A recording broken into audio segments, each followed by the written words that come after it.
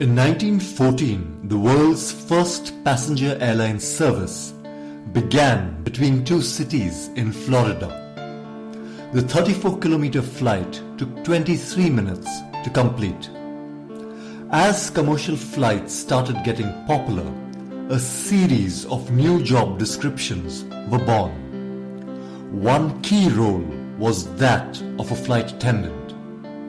The first flight attendant began his job in the year 1912. The first female flight attendant only came into the picture much later in 1930. So after this broad introduction, let's return to our objective. What does a flight attendant actually do? The number of flight attendants is determined by international safety regulations. For flights of up to 19 passengers, no flight attendant is required. For large planes, one flight attendant per 50 passengers is needed.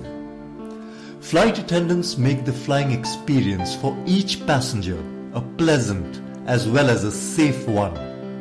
They serve passengers refreshments, meals, and sell gifts and duty-free items. They are also trained to deal with security and emergency situations and can administer first aid to passengers. A flight attendant generally reports for work 2 hours before a flight. Punctuality and neatness are key points here. A pre-flight briefing is done before boarding the aircraft. Once within the aircraft, the cabin crew check safety equipment. They also check if life jackets and first aid kits are in the proper stowages. Once the aircraft is airborne, services commence at some point. There could be an optional post-flight debriefing where any incidents during the flight are analyzed. Now, what does it take to become a flight attendant? Airlines normally ask for good metric or grade 12 results. A foundation in tourism or hospitality management can also prove useful. Being able to speak multiple languages is very useful and may put you at an advantage over other candidates. I would like to list a few more things.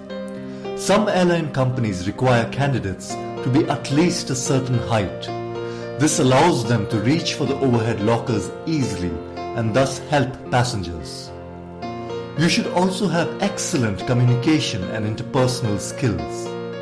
Lastly, you should obviously be fond of traveling and should be flexible with your work hours. Now let's move into the future and imagine you as a flight attendant. What are some of the joys of the craft? As a flight attendant, you get to see more of the world. This could be more of your own country if you work on the domestic leg, and more of other countries if you work on the international one. When at destinations, cabin crew are put up in good accommodation. They may also spend time in the destination city, which enables them to explore the place. There are also other perks such as free luggage and free and discounted air tickets for the family. A flight attendant also enjoys a substantial amount of free time. And this brings me to a very important point. Many flight attendants utilize this free time to study further. One flight attendant we spoke to is now a human resources manager in a large software company. This was possible since he utilized his free time when working as a flight attendant to pursue a course in human psychology. Now let's look at the other side of the coin. Stress was number one on the list of most people we spoke to. In the rare case of an emergency, flight attendants are put to the test and have to really think on their feet.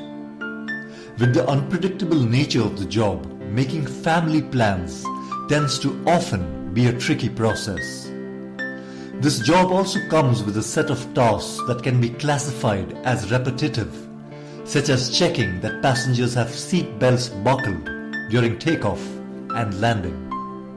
Now let's focus on the prospects of being in this field. You start as a member of cabin crew and then become a senior cabin crew member. From here you could become the onboard manager and manage other cabin crew members. You could also diversify and join the admin or ground staff.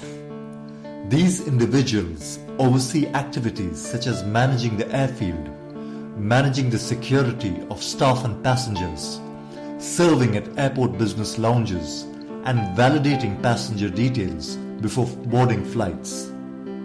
The last point I wish to mention is that when you join this profession, you could still be a teenager.